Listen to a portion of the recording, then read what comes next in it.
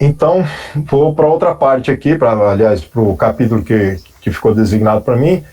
Valdomiro, antes de começar, realmente, eu fico muito contente que você realmente, né, você lembrou que a gente mexe com o quadrinho poético, me mandou, e graças a esse envio do e-mail, que se desenvolveu tudo. Isso é muito bom. Muito de vez em quando eu acerto, Gazi. Eu sempre tento identificar pessoas que podem estar interessadas em determinados congressos, e às vezes eu acerto, eu fico feliz. Gazi, antes de você passar para a segunda parte, como eu vou ter que sair, eu queria dizer que é um prazer imenso estar no observatório, né, participando. É tão raro entrar, né, no grupo, e foi muito bom. É ótimo estar com você. Um abraço a todo mundo. Obrigado, Henrique. O prazer é nosso. Um abraço.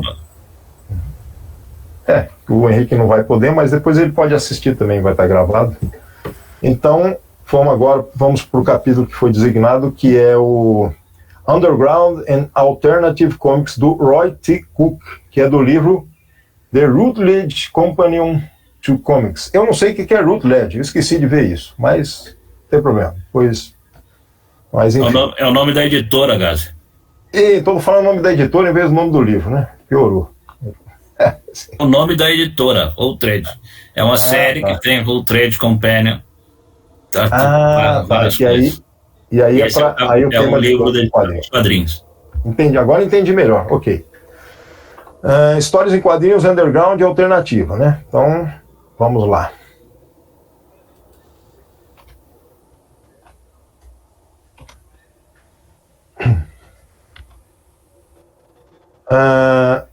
Capítulo 4 da parte 1, né?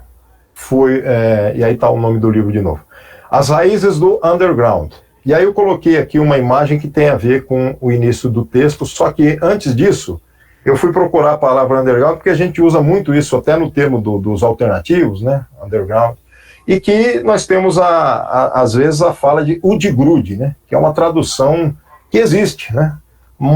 Que é um meio movimento vanguardista. Eu sabia desse meio, mas não me lembrava. Então, me pus a pesquisar um pouco melhor só por tomada de ciência disso, né?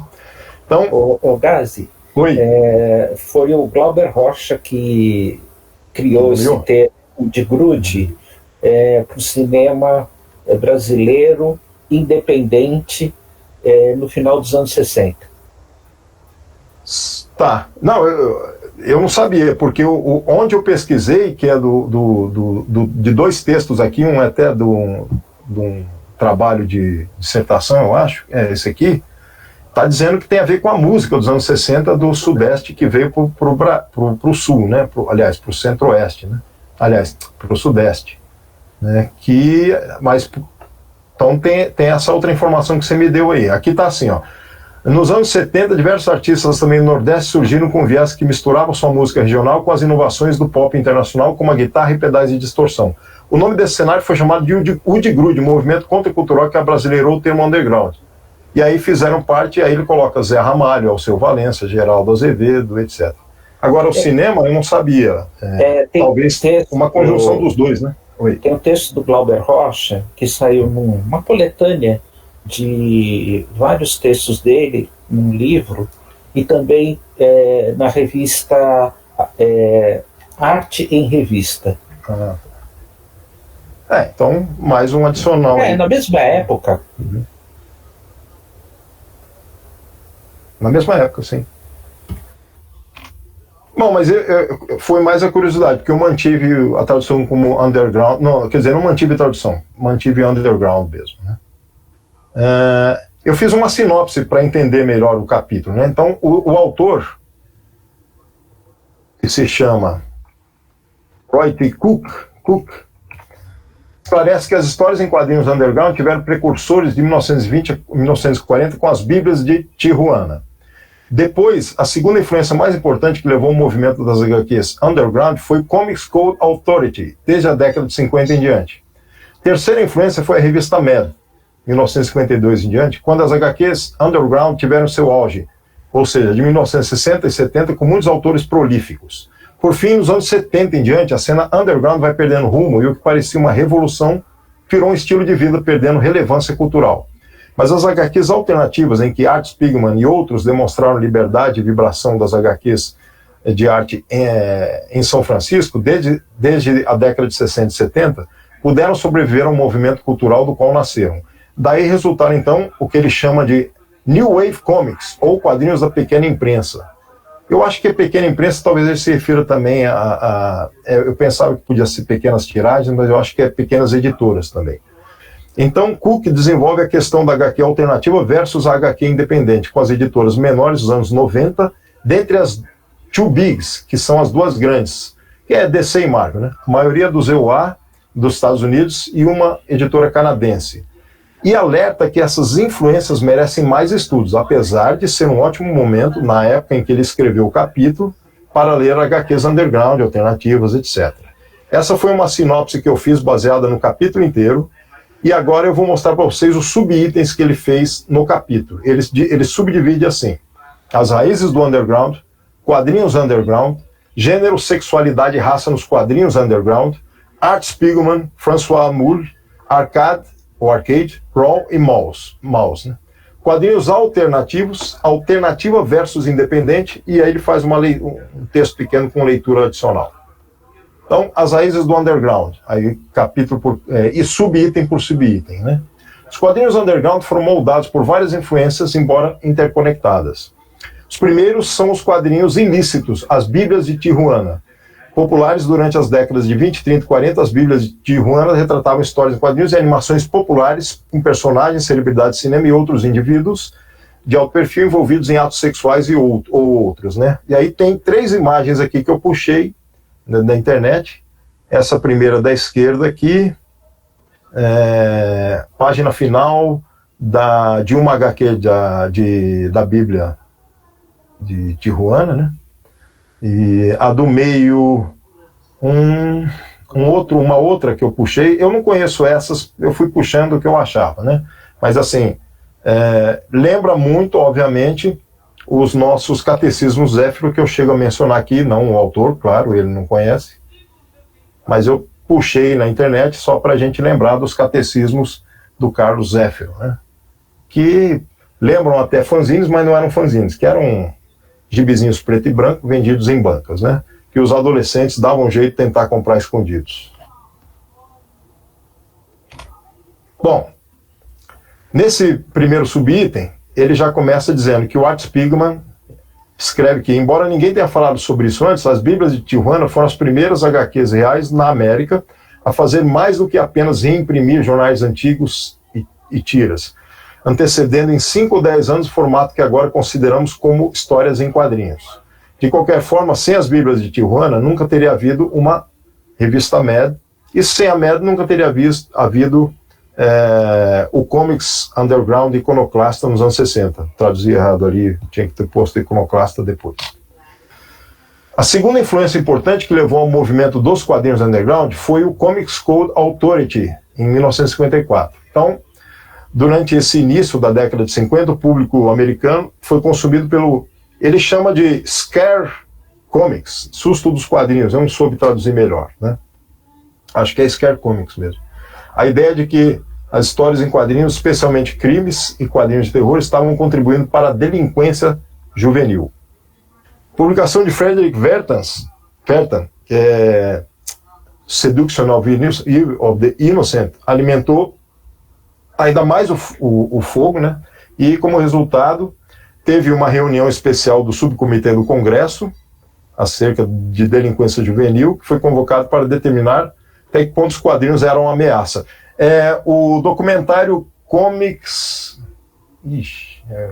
Confidential traz um pouco desse comitê sabatinando o editor da DC Comics. Não sei se vocês conhecem o filme. Devem conhecer o Comics Confidential. Então, eles mostram a filmagem de uma parte lá da sabatina que fizeram com ele. Só lembrei disso agora, por isso que eu mencionei. A indústria dos quadrinhos se saiu mal nas audiências e, em face da opinião pública desfavorável e ameaça real de regulamentação governamental, a indústria de quadrinhos instituiu o Comics Code Authority. Eu me lembro que eu fui ler sobre o Frederick Wertham, no livro dele, que ele lançou depois, o Mundo dos Fanzines, do World of Fanzines, e as cartas que ele dialogava com correspondentes, e ele dizia que esse código não foi ideia dele, ele era até, de certa maneira, contra. Se é verdade o que ele estava falando ou não, eu gostaria até de acreditar, mas assim, é o que ele dizia, que isso então, na verdade, veio a revelia dele. Claro que sob o impulso de tudo que ele fez, né?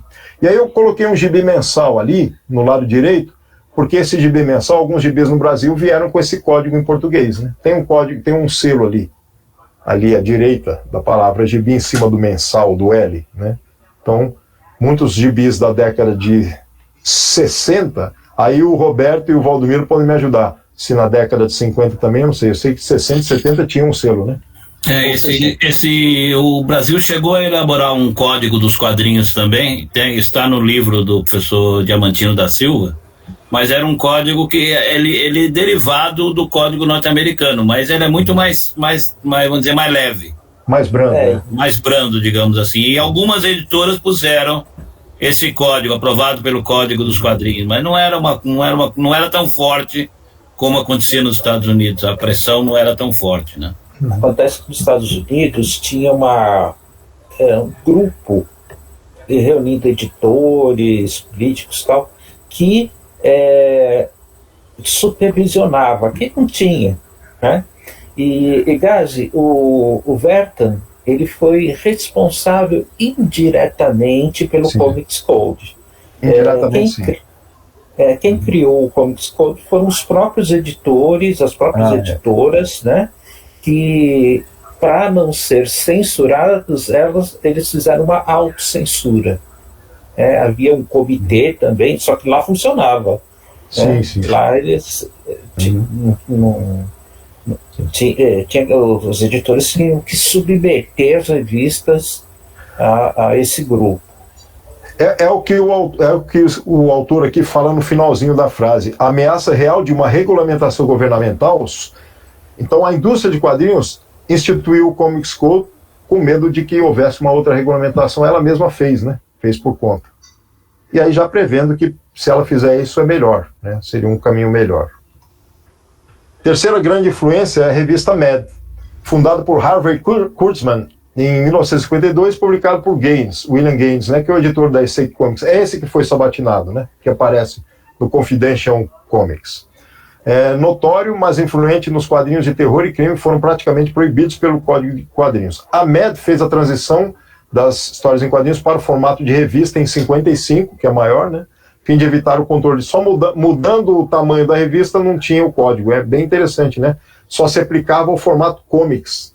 E aí eu coloquei uma Mad aqui brasileira que brinca com a Turma da Mônica. Eu lembro dessa Mad, eu li, eu achava muito engraçado na época que eu li. É um jovem adolescente, né? A paródia que ele fez com os personagens do Maurício Souza.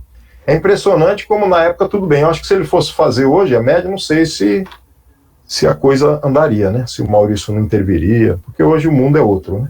Mas, enfim. Não sei se vocês conhecem essa edição aí.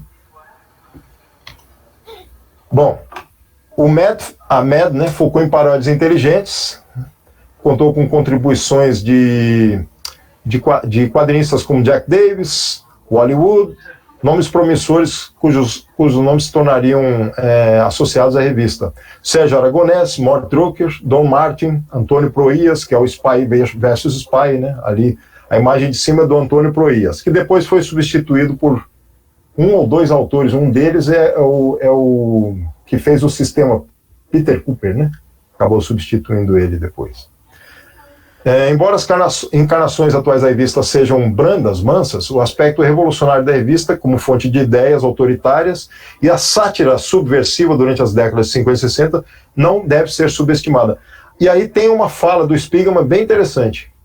Quando eu era criança, a revista Mad era a salvação. Todo mundo está mentindo para você. Isso foi sua mensagem, foi a mensagem da revista. Todo mundo mente. Foi tão bem ouvido que toda uma geração se tornou tão irônica que é quase catatônico. É isso, né? Um humor crítico serve para isso tudo, que é o que nós temos, ou tínhamos, né? Mas tínhamos bastante na época da ditadura, com Enfio e Cia, né? Bem sacudidos e bem no centro da revolução contracultural que crescia ao redor de São Francisco na época, tais ingredientes determinaram a forma do underground na cena dos quadrinhos. Bom, o auge dessa cena foi de meados de 60 até meados da década de 70. Como a maior revolução contracultural da qual faz parte, grande parte disso ocorreu na costa oeste, em São Francisco.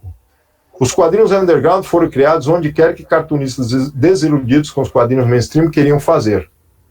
Algo menos restrito em termos de conteúdo e forma. O meu slide aqui foi cortado de novo, tem alguma coisa embaixo, mas tudo bem. Porque as setas saíram do lugar. Esse God Knows aí é mencionado como, eu esqueci o nome do autor porque ele está na parte de baixo aqui, que está cortado, tá? Mas é Jack alguma coisa o nome dele. E é um quadrinho, né, underground, bastante conhecido na época, né? Que teve uma boa divulgação, chamado Grande Nariz, né? Narigão. Nariz Deus, aliás, God Knows, né? Nariz de Deus. Espero que não corte mais, senão vou ter que... não dá tempo de eu fazer isso. Eu teria que abrir o PowerPoint que não corta. Mas vamos lá. Não há dúvida de que uma das mais importantes primeiras contribuições foi a Zap Comics. O autor do God Knows é o Jack Jackson. Jack Jackson, isso mesmo. Que fazia um quadrinho histórico, bem crítico à história norte-americana, inclusive. Bom você ter complementado. Eu não conhecia mesmo, foi lendo o texto que eu acabei conhecendo esse quadrinho dele, porque a gente acaba conhecendo mais os mais famosos aqui para nós, né? Como essa Zap Comics aqui do Robert Crumb, número 1, né? Embora inicialmente trabalho solo criado para mostrar a história de Crumb, o Zap se tornou uma antologia a partir da 2. Aí muitos artistas participaram, né?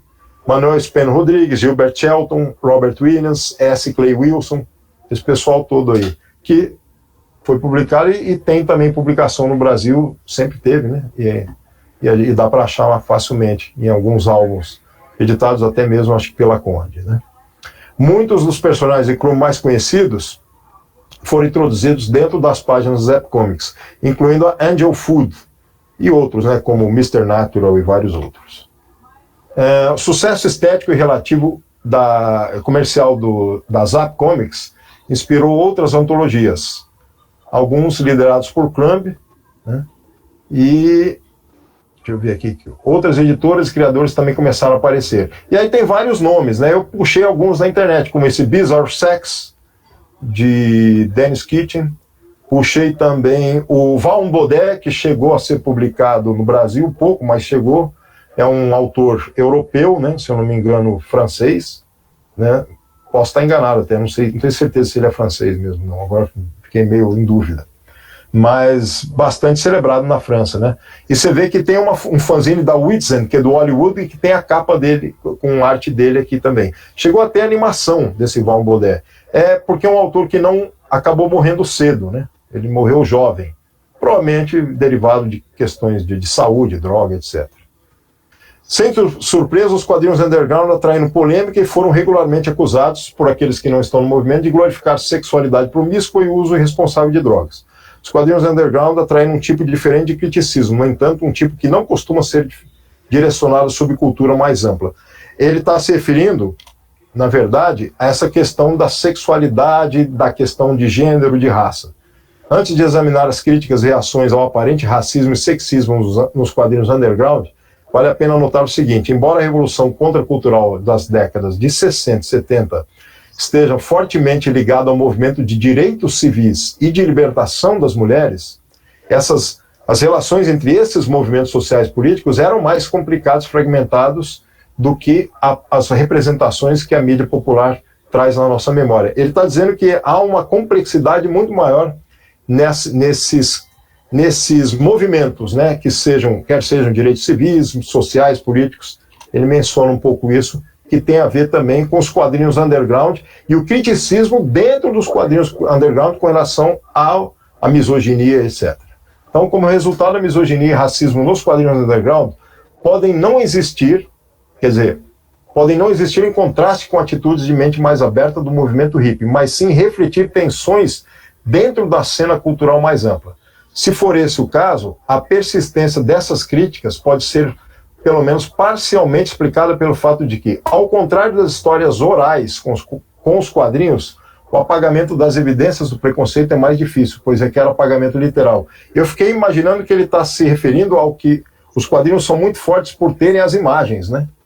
Então, esses movimentos e essas tensões e essa questão do racismo, da misoginia que aparecia nos quadrinhos underground, acaba sendo mais evidente. Mantendo essa qualificação em mente, os quadrinhos underground foram e continuam sendo criticados não apenas por refletir valores anti-subúrbios e anti-establishment adotados pelo movimento hippie, mas também por seu conteúdo abertamente racista e sexista. Então, se os quadrinhos trazem um movimento anti-sistema, ele, ao mesmo tempo, esses underground da época traziam conteúdos que eram racistas e eram sexistas. Ao cruzar fronteiras e quebrando tabus, o underground, que é o branco, masculino, parecia muito disposto a retratar estupro, violência, misoginia e estereótipos raciais, muitas vezes de forma clara, aparentemente positiva ou não crítica. Tal conteúdo foi celebrado dentro da cena underground dos quadrinhos apenas para a sua natureza transgressora, independentemente de estar sendo mobilizada para uma mais positiva mensagem, aliás, moral ou de significado. Então, por exemplo, o trabalho de Crumb, neste ponto, torna-se preocupante. As suas HQs autobiográficas do período underground, daquele período, né, exploram suas predileções sexuais que têm da misoginia, dominação sexual, fantasias de estupro, se deparam com muitos leitores como uma provocação pornográfica barata, na melhor das hipóteses, exemplificada pela sua personagem, Angel Food, que é uma ninfomaníaca estereotipada. Né? Então vocês têm duas imagens da história em quadrinhos de cima, em que o Crumb está em cima da personagem, que pode ser a esposa dele, né? Porque não sei qual foi essa fase aqui, porque está 2015, mas eu puxei da internet. Mas, de toda maneira, ele está se retratando ali da forma em que essa exposição do autor do capítulo está esclarecendo que isso tem consequências com relação a essas questões de crítica, né? De se criticar essa postura dele. E a Angel Food também, porque tem esses traços africanos e ela é ninfomaníaca, é estereotipada, então tem tudo isso em movimento, né? E aí vem a Trina Robbins, que é uma cartunista famosa, né, historiadora também, e a oponente mais declarada do trabalho do Crumb daquele período, enquanto expressava admiração para alguns trabalhos posteriores de Crumb, menos carregados de questões raciais e sexuais, né. Resumindo sua reação aos quadrinhos de Crumb, ela fala o seguinte: é estranho para mim como as pessoas estão dispostas a ignorar a escuridão hedionda no trabalho de Crumb. Quero dizer, os outros cartunistas underground, todos, é claro, homens, costumavam contar para mim que era tudo apenas sátira e que eu não tinha senso de humor. Que diabos é engraçado sobre estupro e assassinato? Então, essa foi uma fala de Robbins em 1988. E aí, Robbins, a mesma autora, pesquisadora, liderou um submovimento com foco em mulheres criadoras de quadrinhos, explicitamente inspirado pelo movimento de libertação das mulheres, o Women's Lib, né? Robbins editou uma antologia One Shot. Esse One Shot em inglês significa um álbum só, né? É isso, uma edição única, né? Uma edição única. É uma edição única. De mulheres, intitulada Ain't Me Baby, em 1971. No ano seguinte formou o Women's Comics Collective, junto com Laura, com essas outras autoras aqui, né? E o Women's Comics Collective publicou 17 edições da antologia, a partir da edição 17, de 1972 a 92, com uma lista em constante evolução de criadoras do sexo feminino, e teve rixas internas com a própria esposa do Crumb, a Kominsky. Eu não sei se escrevi certo Kominsky ou é Kosminski, eu acho que é Kominsky mesmo, não lembro. Então aqui vocês têm o Ain't Me Baby e o Women's Comics, que é outra derivativa dessas autoras, né, lideradas pela Robbins.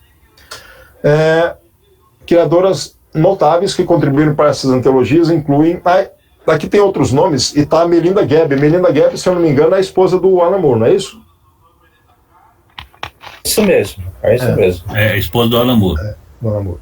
Bom, a cena underground dos quadrinhos femininos, efetivamente o underground dentro de um underground. Então, a cena underground dos quadrinhos femininos, que na verdade é um underground dentro do underground, né? Eles são contra aquele underground que é sexista e tal. Também foi fundamental para introduzir a homossexualidade nos quadrinhos.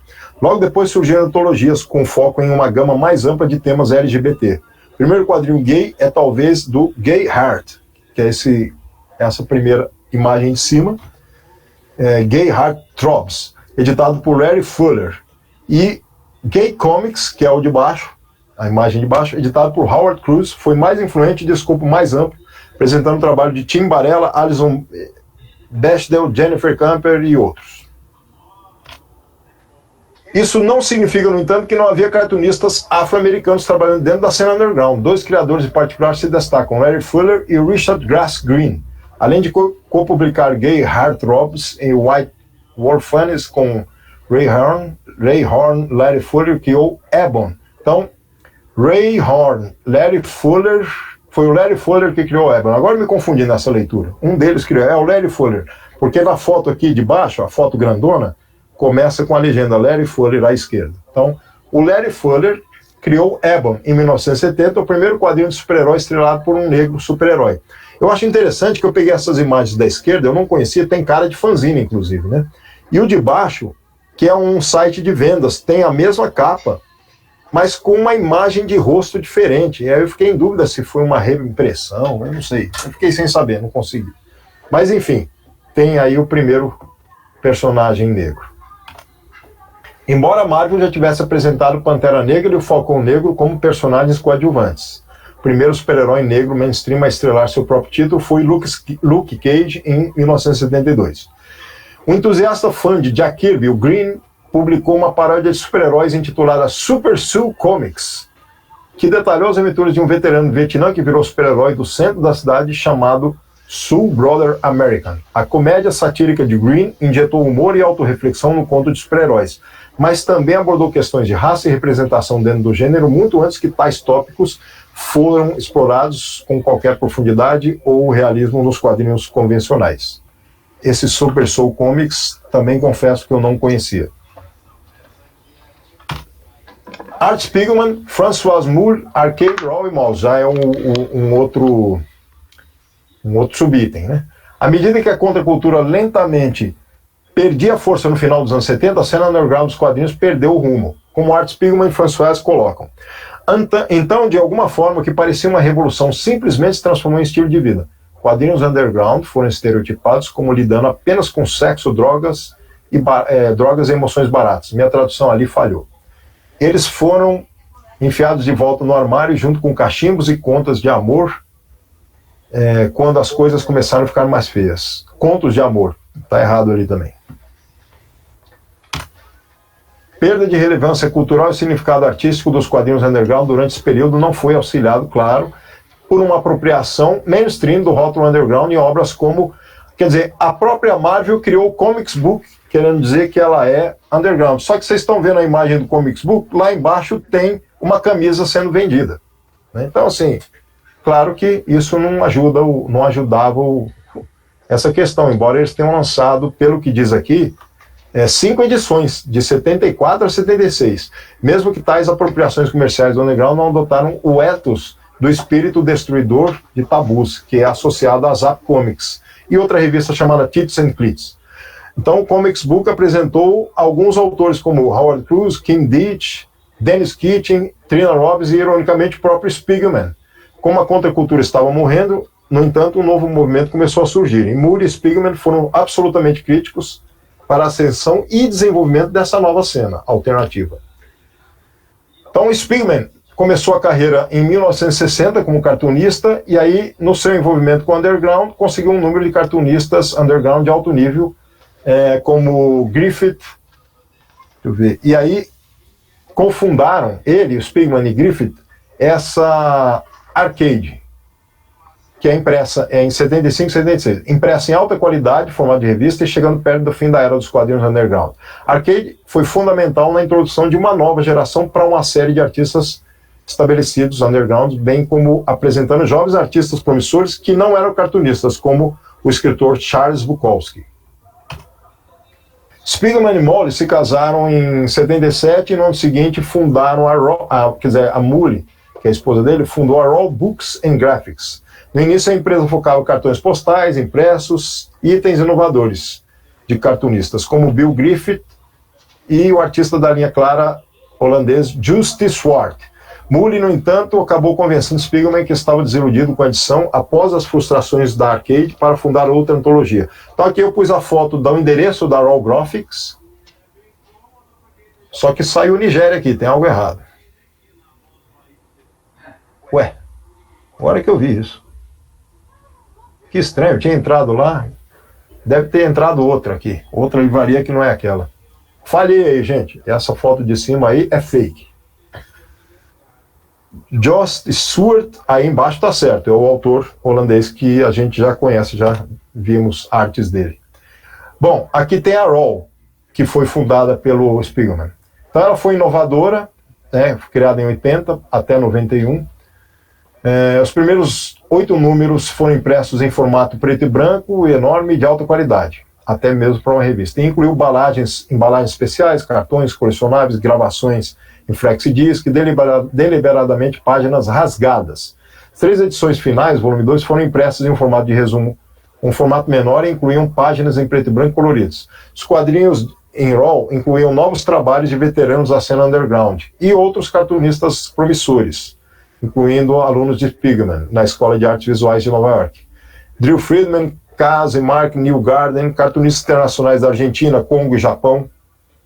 Isso foi antes do boom do mangá na América do Norte. E obras clássicas, como o de George Herman e do Winsor McCay. Aqui tem mais 2 capas da Raw, número 1 e 2. Essas, na verdade, são a número 1 e 2. A 2 é do holandês Jost, esqueci o nome dele agora.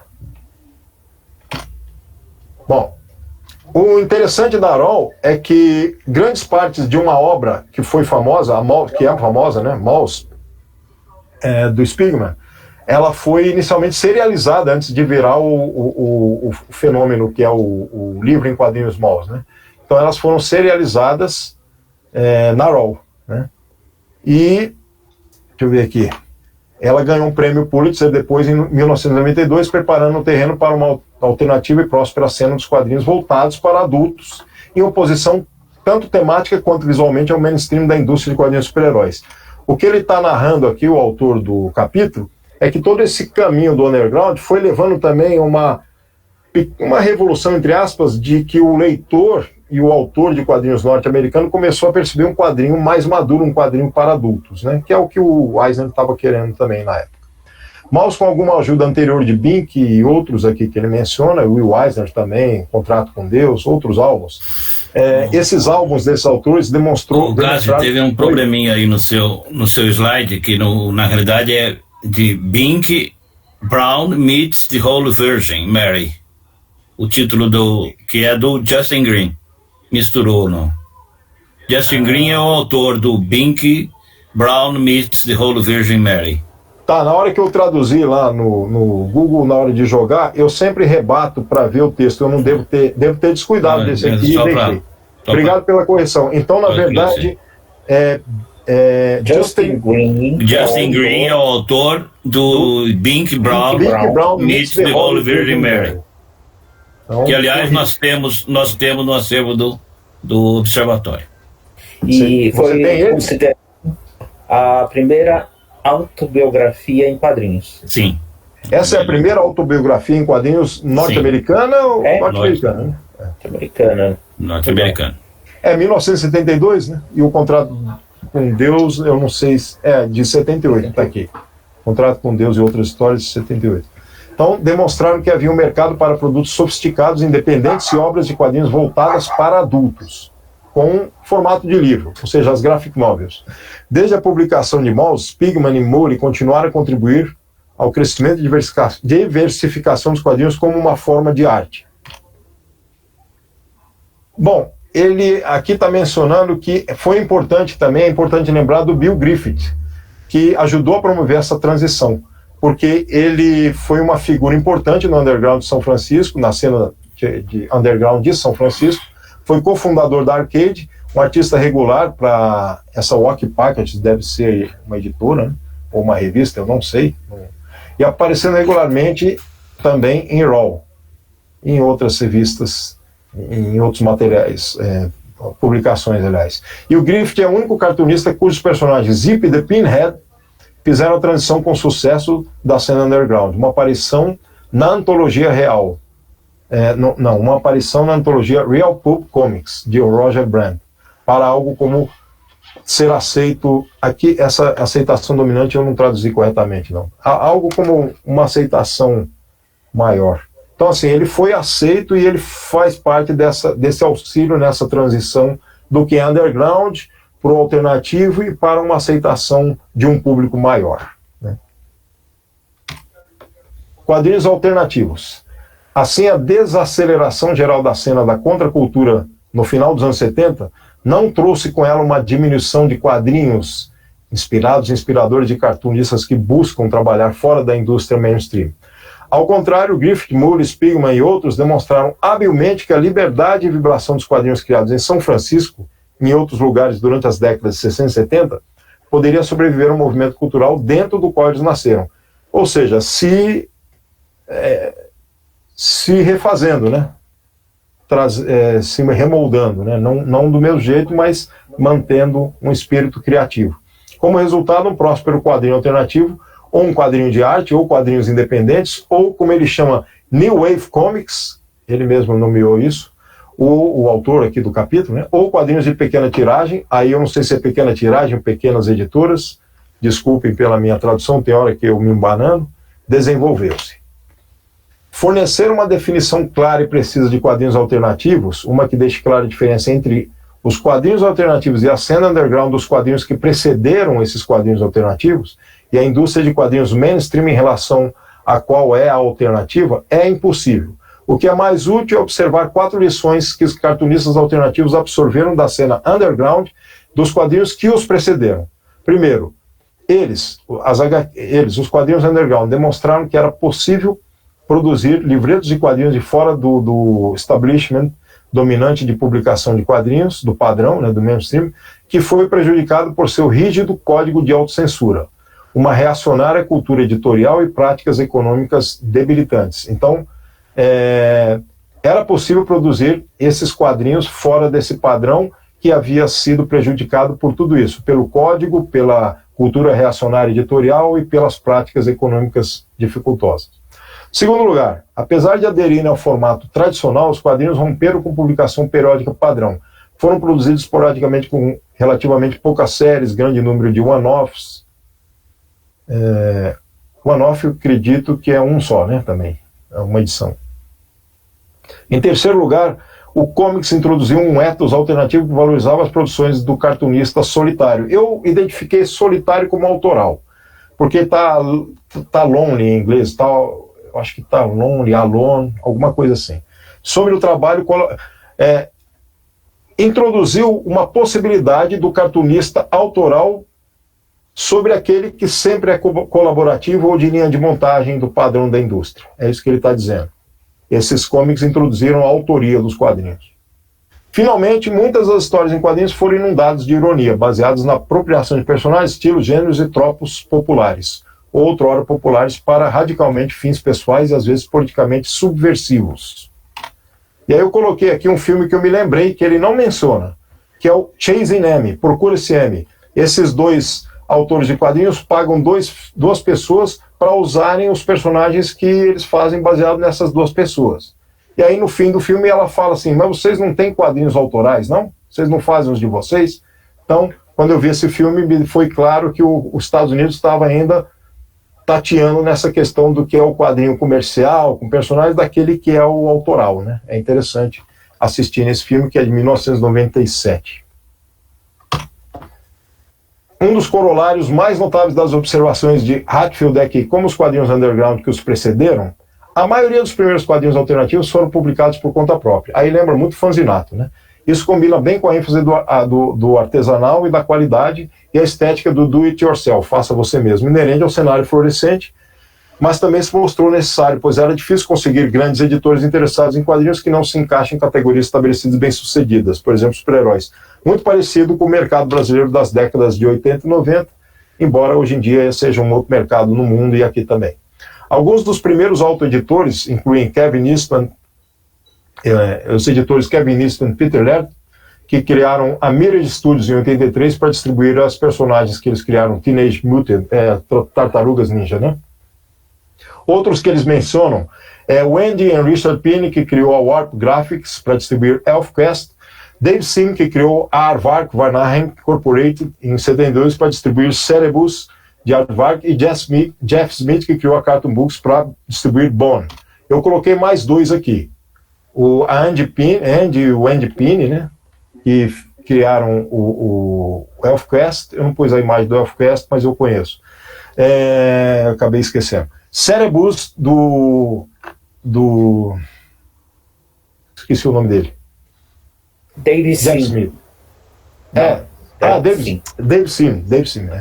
O Cerebus do Dave Sim também, que tem uma imagem dela aqui, curiosamente com o personagem Elric de Neoni Bonet, né? É a criação do mesmo que o autor lá do Conan. Eu acho que é do mesmo.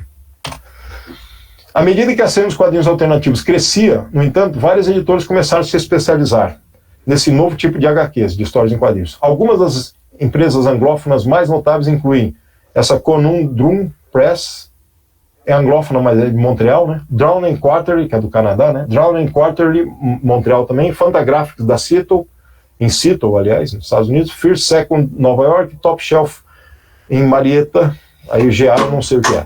Além disso, alguns quadrinhos underground, alguns editores de quadrinhos underground, incluindo Last Gasp, Kitchen Sink, que é famosa, né? Com sucesso, evoluiu conforme essa cena se transformou em quadrinhos alternativos. Elas evoluíram conforme essa cena foi se transformando em quadrinhos alternativos contemporâneos. Eu coloquei aqui, eu puxei do Facebook, o Facebook do Fantagraphics Bookstore and Gallery. E aí tinha um comentário aqui que quase ninguém lê Facebook mais, né? Eu ainda atuo no Facebook também, e alguns ainda estão.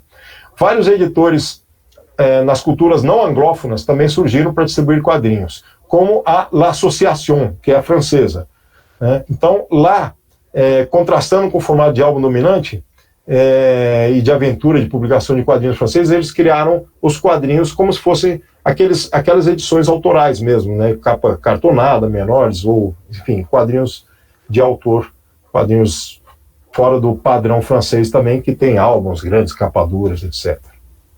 E aí tem vários nomes aqui, alguns saíram no Brasil, como David B., que tem aqueles dois álbuns do Epiléptico, né? Que aqui é The Rise of All Mal Epileptic, mas em português tem outro nome, tem Epiléptico, eu não lembro agora, tem um dos volumes. Embora cartunistas alternativos não estejam restritos a um número limitado de gêneros culturalmente comprovados, da mesma forma que a publicação de quadrinhos mainstream na América do Norte e Europa, indiscutivelmente são... eu me embananei. Embora os cartunistas alternativos não estejam restritos a um número limitado de gêneros culturalmente comprovados, da mesma forma que a publicação de quadrinhos padrão dos Estados Unidos e da Europa indiscutivelmente o são, uma série de gêneros específicos tornaram-se dominantes. E Charles Hatfield aponta...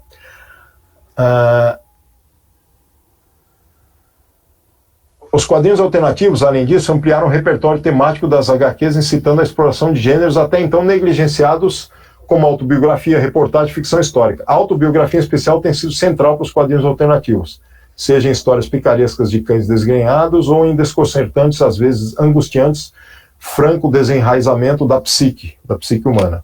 E aí ele fala também que outras obras vieram, além de Fan Home, etc., que são de não ficção, como as obras do Scott McCloud, né, que trazem um quadrinho que é um quadrinho, eu não vou chamar de acadêmico, deixa eu ver o que ele chama aqui, trilogia de quadrinhos analíticos, quadrinhos que analisam, no caso, a linguagem dos quadrinhos, como esses do McCloud, né. Então,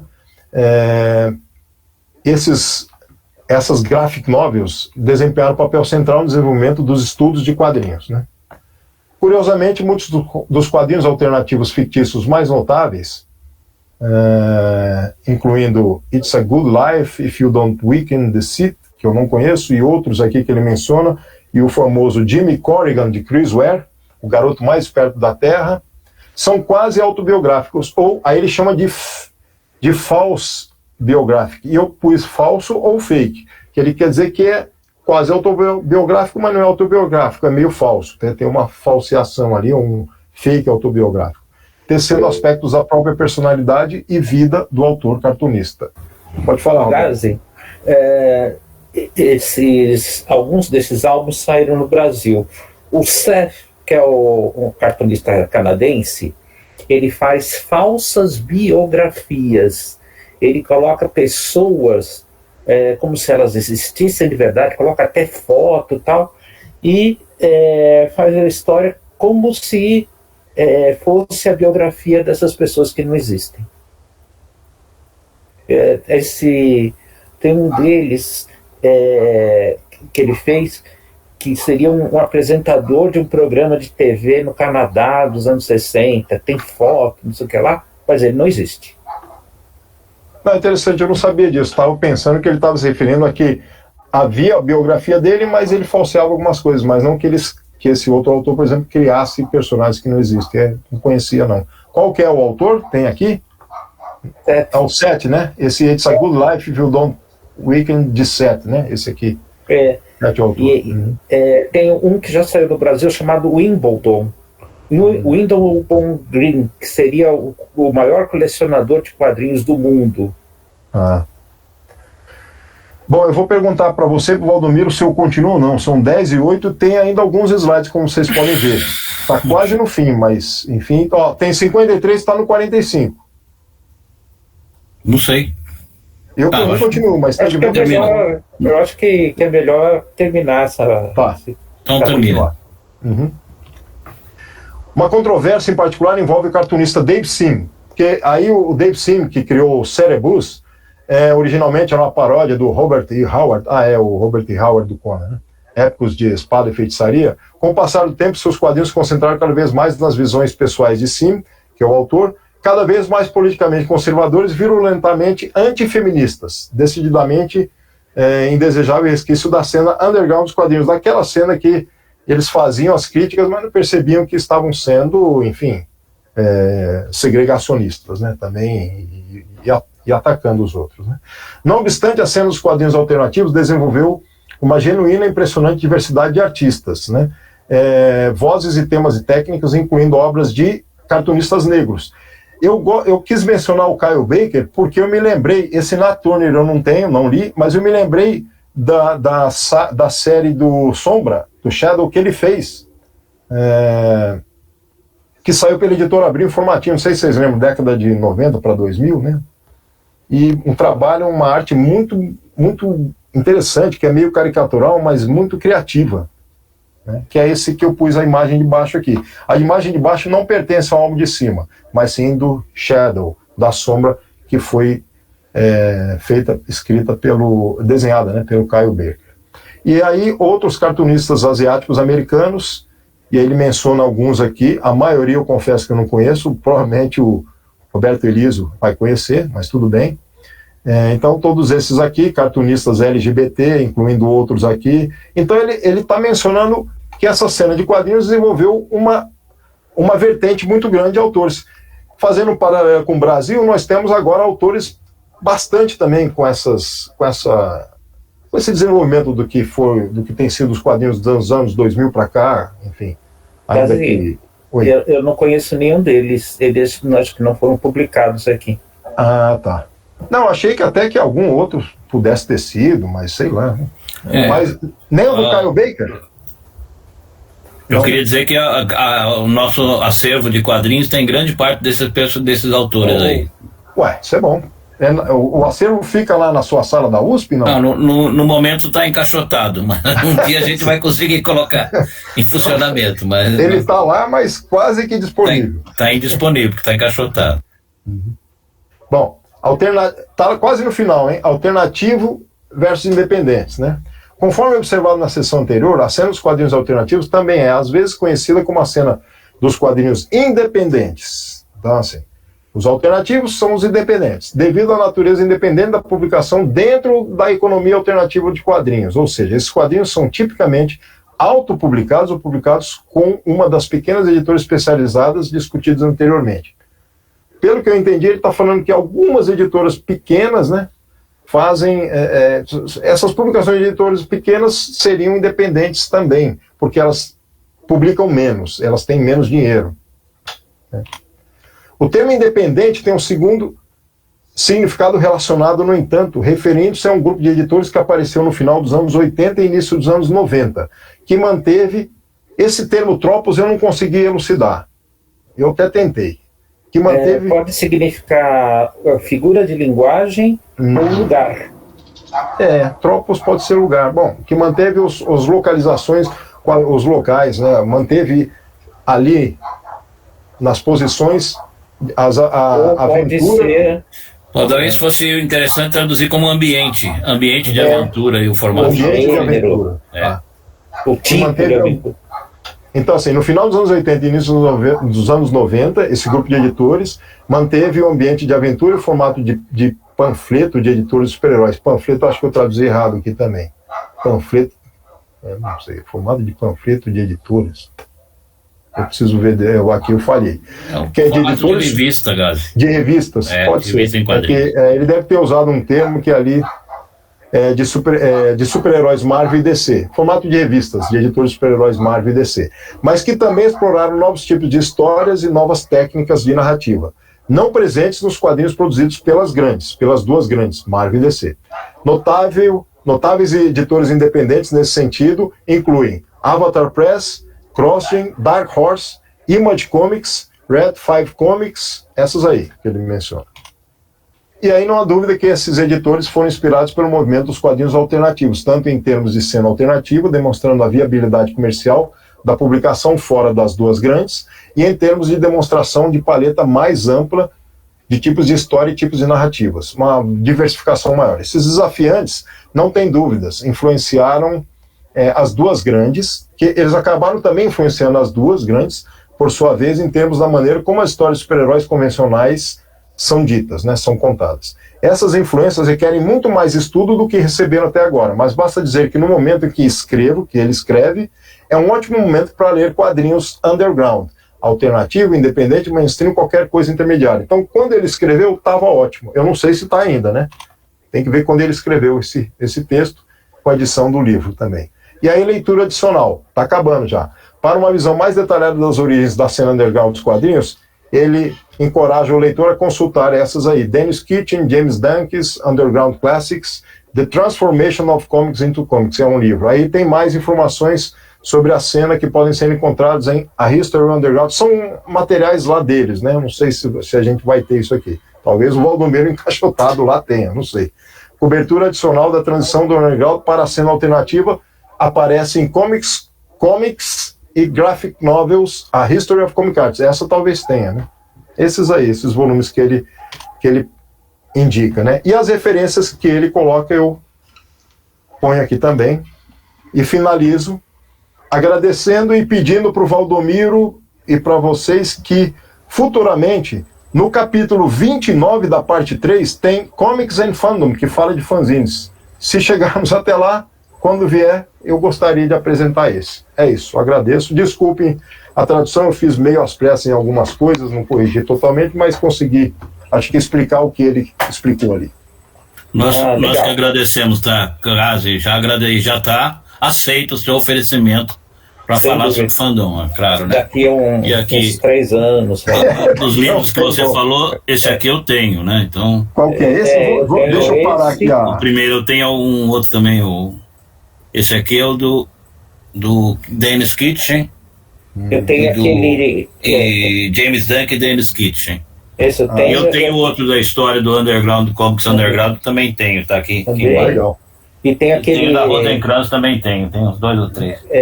Comics e Graphic Novel. Esse eu tenho também. Então, eu acho que é interessante, eu acho que um apanhado bem interessante. Outro dia discutiram Alguém comentou na nossa página no Facebook que alguém dizia que ele tinha lido em algum lugar que a história em quadrinhos norte-americanas era apenas tinha apenas uma monofase, sei lá se o termo que era esse, alguma coisa mono, ligado aos super-heróis. Se fosse só quadrinho norte-americano, fosse apenas quadrinho de super-herói. Na verdade, a produção norte-americana é muito mais rica do que os super-heróis. Lógico que o super-herói, o gênero do super-herói é o que ele se destaca mais, né? 70% do mercado principalmente porque a Marvel e a DC que dominam e tal, tem os filmes de super-heróis, mas a diversidade de quadrinhos publicados nos Estados Unidos é enorme, bem infantil, quase inimaginável. Né? Eu tenho, nessa doação que eu estou recebendo do colecionador aqui, eu tenho presenciado a variedade enorme que tem de publicações dessas pequenas aí que você falou, de heróis, de personagens que a gente nunca ouviu falar, muitos deles bem bolados, com propostas bem interessantes, mas que não chegam aqui. Então a gente só tem, mas absolutamente os histórias de quadrinho norte-americano não são apenas super-heróis, elas são muito mais ricas, e talvez a grande riqueza do quadrinho norte-americano esteja no quadrinho alternativo. Sim. Esses 30% do mercado que não são da DC e da Marvel, tem um monte de editora. Tem muita coisa boa, muita coisa. E aí é interessante a observação do autor, falando que a influência que esses quadrinhos alternativos tiveram no quadrinho mainstream. Uhum. Né? Porque claramente o quadrinho de super-herói vem se modificando. Tanto tematicamente como graficamente, ele vem se modificando ao longo do tempo. E é possível dizer que talvez grande influência nisso daí, grande papel nessa mudança venha desses quadrinhos underground, desses quadrinhos alternativos. Eu acho que é interessante isso, para a gente perder um pouco essa visão preconceituosa que nós temos do quadrinho norte-americano. Um outro aspecto que eu acho interessante a gente pensar é nas críticas que ele tece aos quadrinhos underground, em termos de misoginia, racismo e tal, é que naquele momento o tipo de revolta ou de revolução que propunha em termos de sociais, de proposta de contestação social, iam para esse lado. Hoje em dia, grande parte daquela produção não seria aceita, porque existe a questão da diversidade é muito mais forte do que era naquela época. Né? Então, temos que situar historicamente a produção underground, porque a gente já ouve falar até, inclusive, de alguns congressos em que o Crumb foi vaiado. Né? Quando alguém mencionou Crumb, daí o público começou a vaiar o Crumb, né, o autor e tal, exatamente por causa da posição do tipo de quadrinhos que ele desenvolveu. Mas você tem que contextualizar isso historicamente, na época que ele fez e o tipo de trabalho que ele propunha. Né? Lógico que Leandro levantou a mão. Eu sei, vou passar a palavra, só quero até encerrar. E que exatamente é em função daquele momento que ele vivia, e esse tipo de contestação era a forma como eles tinham de se manifestar. Leandro, pode falar.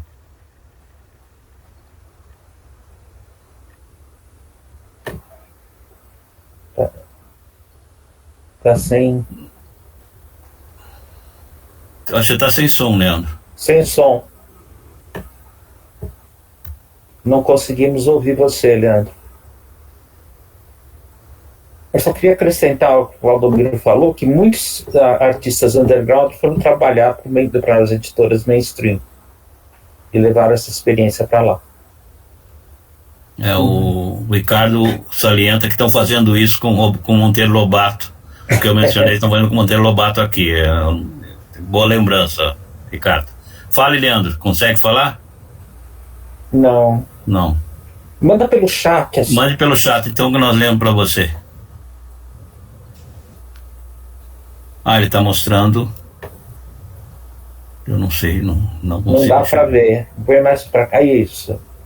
Mais para cima. Cálculo, qualquer coisa. Em quadrinhos. Cálculo em quadrinhos. Não conhecia. É brasileiro? Pelo jeito o título é. O título é, mas é de autoria. O autor é brasileiro?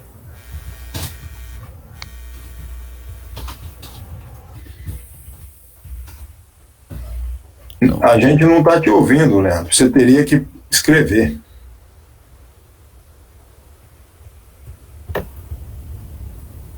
não dá. É melhor escrever no chat. Eu achei esse livro que ele está mostrando aí na Amazon. Vou pôr o link aqui para quem quiser. Eu não conheço também. Acho que eu já vi a capa, mas nem sei. Eu já vi também. Ele é do Larry Gonick. É Larry Gonick. É bom. É o que fez o História da Humanidade em Isso, quadrinhos, né? Ah, tá. Pus o link. Vários livros históricos. Legal. O movimento underground, o alternativo, também gerou muitos quadrinhos nessa linha. O Carlos quer estar levantando a mão também. Carlos, você tem a palavra. Eu só queria citar aqui que a sua orientanda, a Bia Siqueira, na dissertação de mestrado dela de 2017, ela fez um capítulo sobre o underground, né? Um capítulo chama-se Do Underground ao Pulitzer, o início da valorização cultural dos quadrinhos. Eu queria fazer essa menção. Muito bem lembrado, Carlos. Muito bem lembrado.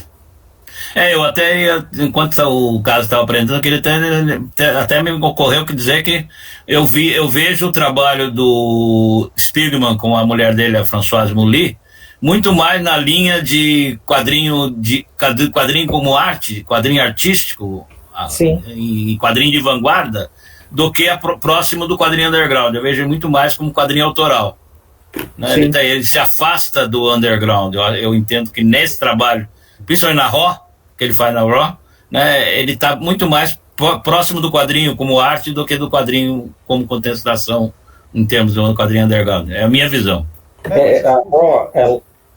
Não, é só para dizer, isso confirma o que o autor do capítulo quis dizer, que ele foi passando também, esse underground foi dando deixa para um quadrinho arte também. Pode falar. A Raw, ela é considerada um quadrinho alternativo, não underground, assim como o Love and Buckets, que tem origem, tem influência do underground, mas não é underground, é alternativo. Começou como fanzine o Love and Buckets. Mas ele já propõe um quadrinho que já foge do normal dos quadrinhos, né? Mas não tem aquela proposta underground. Não tem aquela proposta underground. Legal. Então, alguém mais tem algum comentário? O Leandro aqui falou do Larry Gonick, que produz da década de 70. Exato. Você não está enganado, não. E também faz palestras. Tem um trabalho muito, muito, muito consistente nessa linha. Acho que foi uma boa lembrança, Leandro. Bem, pessoal, vamos fazer então a nossa foto final. A gente precisa... para o mês que vem. Agosto, qual é o próximo capítulo, Roberto? É sobre os quadrinhos britânicos. Quadrinhos britânicos. Alguém quer apresentar? Temos alguma vítima? Quer dizer, algum voluntário? Algum voluntário para apresentar? No capítulo 5. Você não quer fazer, Valdomiro? Faço. Quadrinhos britânicos, eu conheço alguma coisa. E para apresentar trabalho, uma apresentação? Não? Não tenho ninguém, mas eu posso ver alguma banca que eu participei. Se alguém tiver alguma indicação para fazer, por favor, nos passe, e daí nós convidamos para a apresentação. Legal, um prazer te encontrar todos, um bom fim de semana e obrigado pela presença. Nos vemos no dia 4, se Deus quiser. Tchau, gente. Esse aqui eu preciso entregar para você, essa série aqui, ó. Legal. Parece alternativo. Aquilo que você comentou sobre sozinho, quadrinhos, eu fui numa editora lá na Inglaterra e eu vi uma seção só de publicações independentes que pareciam fanzines. E era uma editora pequena que a pessoa disse que ela publica quadrinhos de autores pequenos também, que fazem 1 ou 2 tiragens. Então eu achei que esse daqui é um deles, né? Pode ser que ele se refira a isso, porque lá é muito mais fácil a impressão em pequenas tiragens. Aqui no Brasil, pequenas tiragens, o custo é muito elevado, mas eu acredito que lá, por ser mais em conta, eles publicam pequenas tiragens para autores que estão fora do mainstream também. Então, eu tenho uma série desses aqui, tem um espaço dedicado só a essas publicações pequenas de autores independentes. E esse daqui eu achei interessante porque tem muito a ver com trabalhos que você também realiza. É bem legal também. Até lembrar a sua publicação aí. Vou te visitar então em Guarulhos em agosto. Sem interesse algum, hein? Vai evitar porque ele tem saudade do colega, mas sem interesse algum. Vamos comer uma pizza. Tchau, Leandro. Bom fim de semana. Abraço para todos. Abraço. Vocês também.